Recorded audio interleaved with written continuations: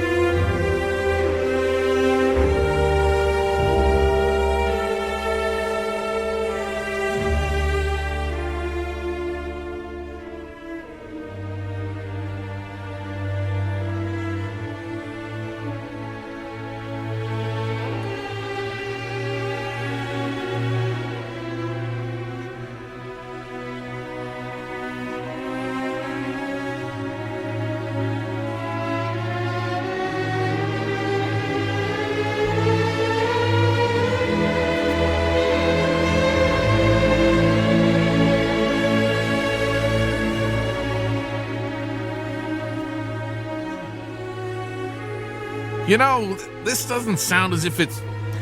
Wait a minute, let me pull the volume down here. This doesn't sound as if it's ever going to settle down. Tell you what I'm going to do. I'll just turn the volume all the way down here, but keep the CD running. I can use the other CD player, the one over here where the wire recorder used to be for the rest of the show, for the other things. Then I can check up on the Wagner later. That's Schulte and the Chicagoans, by the way. Okay, on another edition of this show, we talk about musical transitions. Today, we're going to talk about pieces that don't use transitions. We're going to hear some masterpieces of transitionlessness. Now, I'm disregarding miniature works that are chiseled out of one piece of cloth, as it were. Many songs, both classical and popular, and many so-called character pieces for piano retain one texture throughout. They may and probably do have sections, but the dimensions are so small that having transitional sections between the sections is not only unnecessary but undesirable. The standard old-fashioned pop song, for instance, has 4 sections if you count repetitions, A, B, A. And in fact, the colloquial term for the B section is the bridge. But it's not really a transition in the sense we're using, because it doesn't go from one place to another place. It's simply a contrasting section that goes from one place back to the same place. If it's a bridge, it's sort of an M.C. Escher bridge. You know, that guy who does the paradoxical pictures. We'll be dealing today mostly with pieces that have well-defined sections, usually in different keys, but not separated from each other by smaller sections that accomplish a smooth transition. The composers of these pieces run out of the sauna and jump right into the lake. Here's a pair of perky pieces that don't beat around the bush. There are no tearful farewells, no promises to stay in touch. When it's time to move on, they pick up and go. The first of these has sections in 6 different keys. Closely related, to be sure. The second uses only 4 different keys, but wanders farther afield. In both cases, however, there's nary a transition in sight. See you in 6.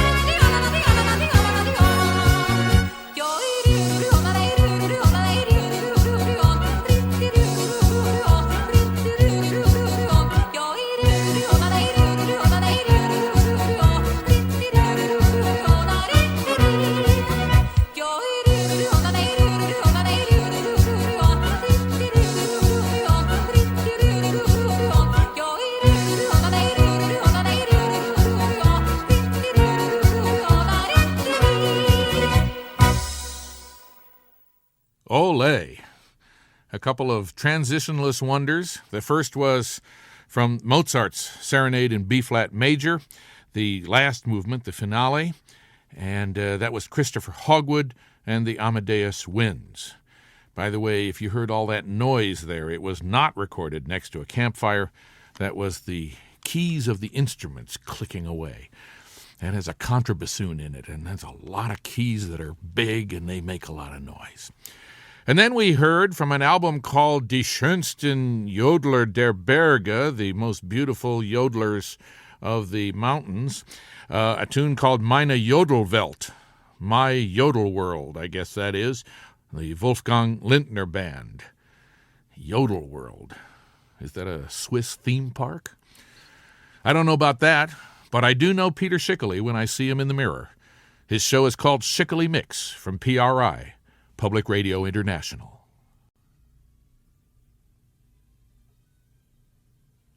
Today's show is called There's Nothing Between Us, We're Just Good Friends.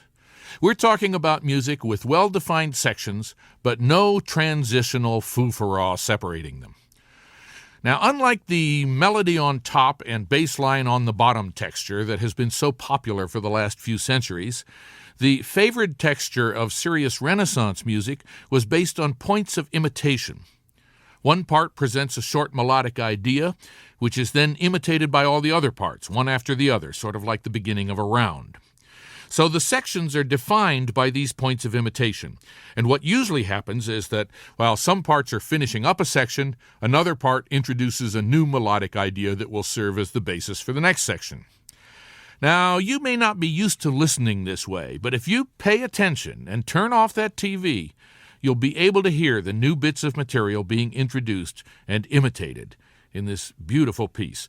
The texture doesn't vary much, but there are definite overlapping sections. In terms of key or tonal centers, both of these next two pieces stick pretty close to home. Me too. I'll be back in less than 5 minutes.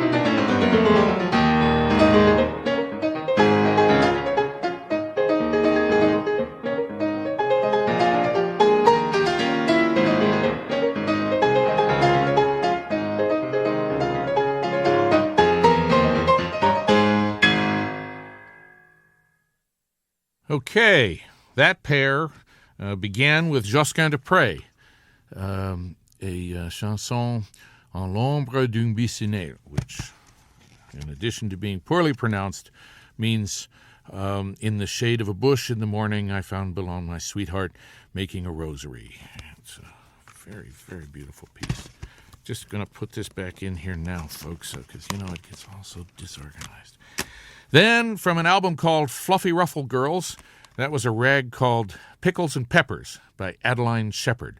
All the rags on this album were written by women, most of them at the end of the 19th century, beginning of this century. Virginia Eskin was the pianist. Hey, I almost forgot about old Dickie Wagner on the other CD player. Let's see where the prelude to Tristan is.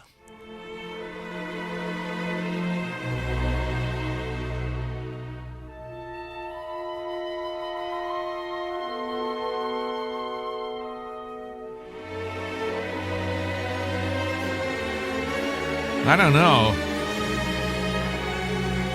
I may just have hit it wrong here, but it sounds as if he still hasn't settled down. Okay, I'll take it out here again. I wish I knew how long this cut is. I should know. I mean, the piece was on that Philly orchestra program I went to in 1954. Well, we'll let the wag simmer in his own juice a while longer and turn to a genre that has been traditionally light in the transition department. I refer to the theme and variations genre, in which providing transitions between variations is as rare as not providing them is common, and vice versa. Most sets of variations are based on the harmonic structure of the theme. Often, it's a popular theme of the day. Hey, I just realized why the theme is so important in the music of our self-centered society. Ever since Freud, we've been obsessed with the ego, the self, the me. Well, if you take those two words, the me, and put them together, see what I mean? Now, it's insights like that separate this show from your typical dry-as-dust music appreciation course taught by some absent-minded professor who wouldn't recognize the real world if he tripped over it. And I say he because women are usually more in touch with the real world. Men make sure of that. Anyway, both members of our next pair of selections are based on the harmonic structure of the theme. I can't believe I never noticed that before. And in addition to that structure, the sections or variations in the first piece are defined by changing the texture and sometimes the tempo, and once by switching to the minor key and then later back again. And in the second piece, they're defined by, basically they're defined by who's playing. This dynamic duo of the theme and variations genre lasts about 10 minutes.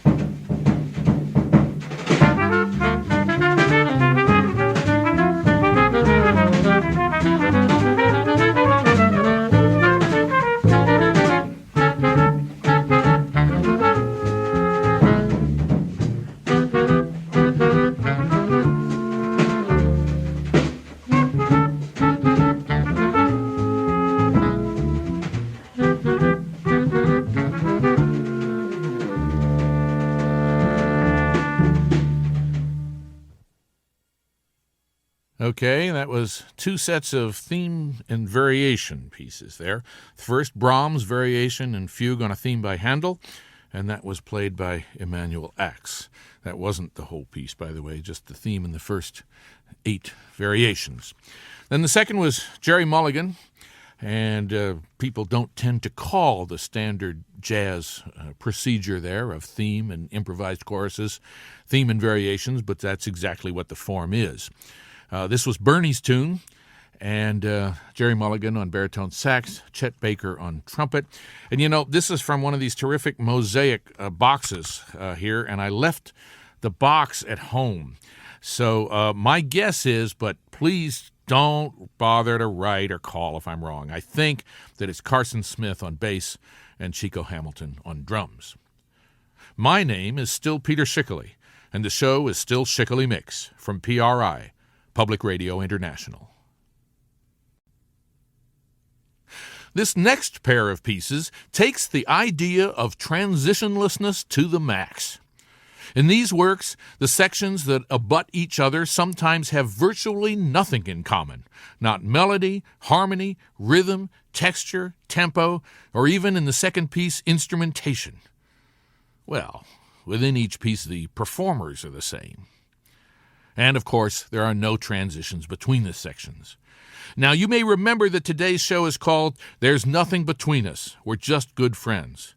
Well, in these two pieces, you're not even sure about the friends part. It's more like a room full of strangers, fascinating strangers, but strangers. I'll be back in a little under 7 minutes.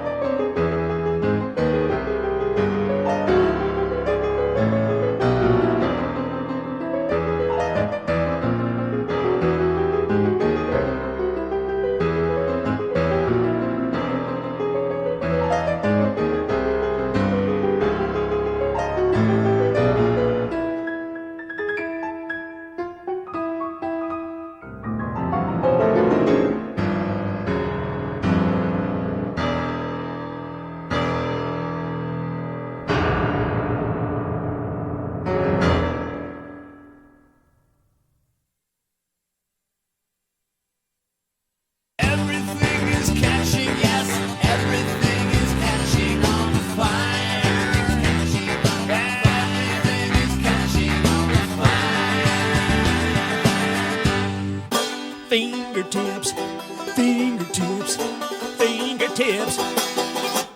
I hear the wind blow, I hear the wind blow. It seems to say, hello, hello, I'm the one who loves you so. Hey now everybody, now hey now everybody, hey now everybody now. Who's that standing out my window?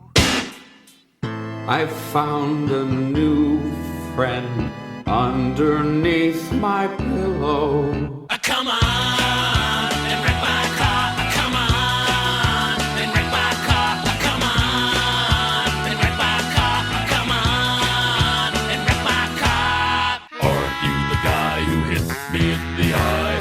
Aren't you the guy who hit me in the eye? Please pass the milk, please. Please pass the milk, please. Please pass the milk, please. Leave me alone, leave me alone. Who's knocking on the wall? All alone, all by myself. What's that blue thing doing here? Something grabbed a hold of my hand. I didn't know what had my hand, but that's when all my troubles began. I don't understand you. I don't understand you. I just don't understand you. I don't understand you. I don't understand the things you say. I can't understand a single word. I don't understand you. I don't understand you. I just don't understand you. I don't understand you. I cannot understand you. I don't understand you. I don't understand you. I don't understand you. I heard a sound. I turned around to find the thing that made the sound. Mysterious whisper. Mysterious whisper. Mysterious whisper. Mysterious whisper. The day that love Came to play. I'm having a heart attack. I'm having a heart attack. I'm having a heart attack. I'm having a heart attack. Fingertips. Fingertips. Walk alone, darkened corridors,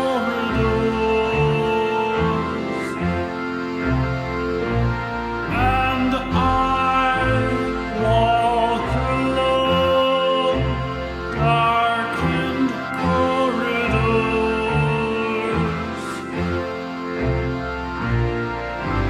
I walk alone, darkened corridors,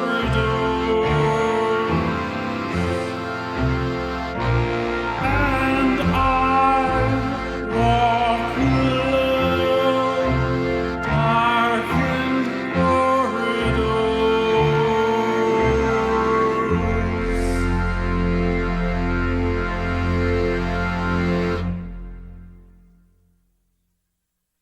Talk about your odd couple. That was Messiaen and They Might Be Giants. The Messiaen was the first of the 4 rhythmic etudes. The Île de Feu 1, that's the Isle of Fire, number 1. That was Peter Hill playing the piano, Olivier Messiaen.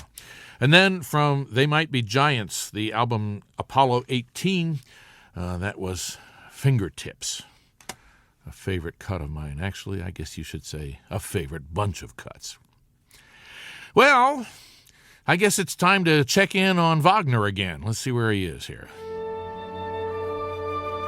man. Whew. He's still roiling around. Oh. You'd think he would have settled into something by now. Okay, I'm going to bring it down again. We'll leave him to his own compositional devices and go on to our next piece. Now we're going to shift gears a bit here, folks, and listen to a piece that is sort of a synthesis of cake having and cake eating, transition-wise speaking. This piece is made up of layers, and each layer can be thought of as having sections or as being a section, in the sense that that section appears at some point, evolves, and disappears. But the sectional changes in one layer don't happen at the same time as those in the other layers.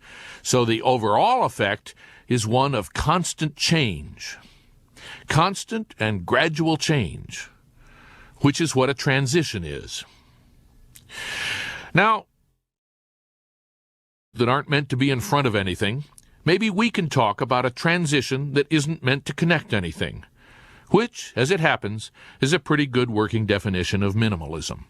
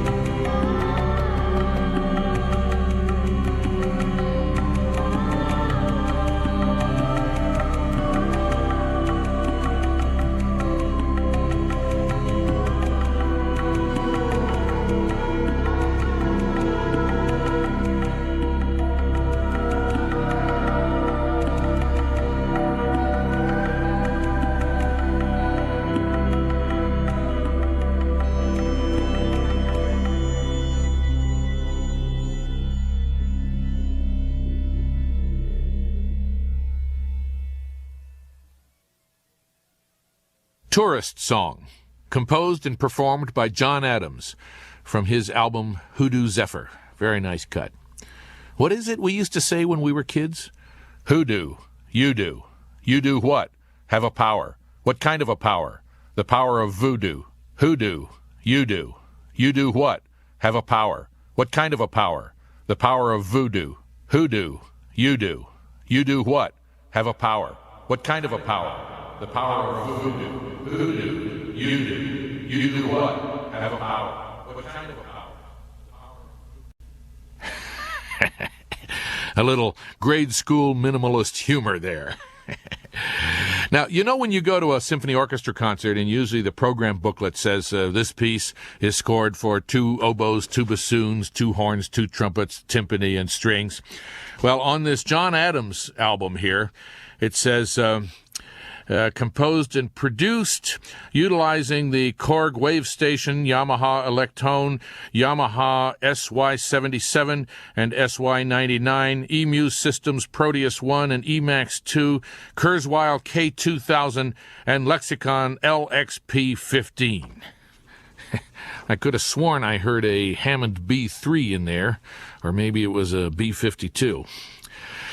Minimalism is, like jazz, one of those terms that's getting harder and harder to use with any assurance of what it means. Some of the composers commonly called minimalists don't like the term, and that piece is certainly a far cry from the early works of Terry Riley, Philip Glass, and Steve Reich. It's much more toe-tapping, melodic, and sensual. I once asked Paul Taylor, one of my very favorite choreographers, what he does when he sees many performances of one of his pieces during his New York season. And he said sometimes he picks a particular dancer and follows just him or her throughout the whole piece. I like to do that listening to Tourist Song, that John Adams piece. Follow a particular layer, which makes me notice details I'd never noticed before. The first time I hear certain kinds of minimalist music, I find myself suddenly realizing that some element has changed considerably since the beginning. But I'd been in such a trance, and I'm talking about an attentive trance, that even though I knew that things were changing, I'm surprised at how much they've changed. I love that feeling. Hey, you know, that Wagner has got to be over by now. I bet we've missed out here. Let me pull it up here. I can't believe it. Let me turn it down a little bit here. There's got to be a timing here somewhere. Let me look in the booklet of this thing. Oh, wait a minute. Here it is. Here it is. The timings are listed. Prelude to Tristan and Isolde, 10-19-45-11. What? Oh, here's the code. That means it lasts 10 days, 19 hours, 45 minutes, and 11 seconds. Just kidding, folks. It'll actually be over in less than a week. Well, we might as well listen to as much of it as we can. You know, it actually reminds me of the John Adams in a way. I mean, it sounds like an eternal transition. I know there's a theme that keeps coming back and the opening motif and everything, but it never stays in one key long enough to feel like it's really there, you know what I mean? And remember how hushed the very beginning of the piece was? The whole prelude feels like a gigantic, ecstatic transition from silence to singing. You know what? I think I'm just going to read the end credits now, and then we can listen to Schulte and the Chicago Symphony until the show's over or the cows come home, whichever happens first. So, that's Schickele Mix for this week. Our program is made possible with funds provided by the Corporation for Public Broadcasting, by the National Endowment for the Arts, and by this radio station and its members. It's distributed by PRI, Public Radio International. We'll tell you in a little while how you can get an official playlist of all the music on today's program with album numbers and everything. Just refer to the program number. This is program number 94. And this is Peter Schickele saying goodbye and reminding you that it don't mean a thing if it ain't got that certain je ne sais quoi. You're looking good. See you next week.